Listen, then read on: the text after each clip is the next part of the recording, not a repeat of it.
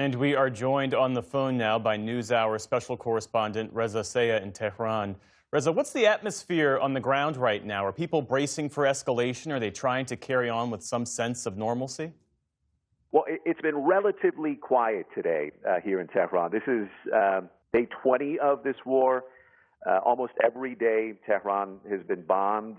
We've often seen and heard, sometimes felt the bombings and the shock waves that follow. But the past 2 days have been relatively quiet here, with the exception of what sounded like some anti-aircraft fire a couple of times tonight.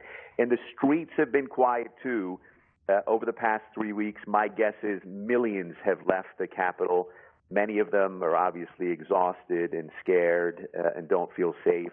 There is a heavy security presence in the streets, including uniformed military personnel with weapons visible who stand guard at major intersections and squares. And every night at some of those squares, you have pro-government rallies where you have people come out and show their support, and that's something the government here is pushing for. And how are people reacting to the targeted killings of senior leaders there? Obviously, Tehran has had some of its most senior leaders taken out in this war, including the supreme leader, including the head of the Revolutionary Guard, and this week the most senior security advisor in Ali Larijani. But their approach has been next man up. Their message has been that we mourn the loss and move on to keep fighting. They say they've been prepared for this, and they have several layers of individuals ready to replace leaders. And so far, at least, no sign that the loss of these leaders has been fatal for the government.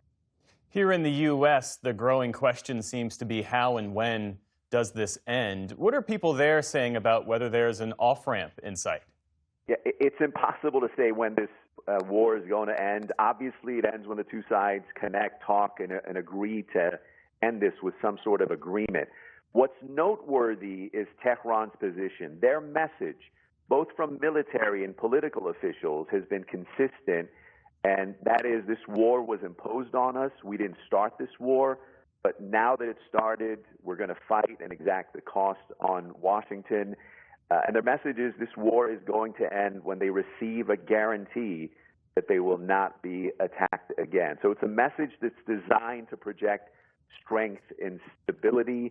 And I think the longer this war drags on, the more confident Tehran will be that it will survive this. And Reza, as you well know, this moment coincides with both Eid al-Fitr and Nowruz, typically major celebrations there. How are those holidays being observed this year, and what does that tell you about the public mood? Yeah, they're being observed with big challenges, obviously. This is a rare occasion where you have these two holidays coincide. These are holidays where families get together with their new spring clothes, exchange gifts, and enjoy feasts and festivities together. But obviously things are going to be different this year, and you see it in the streets. I think many people are going to make an effort to make these mark these holidays at home with their families. But with so many people worried about this war, it's going to be very, very hard to celebrate. Reza Sayah, News Hour special correspondent, reporting for us from Tehran. Reza, thank you. Thank you. Support journalism you trust. Support PBS News. Donate now, or even better, start a monthly contribution today.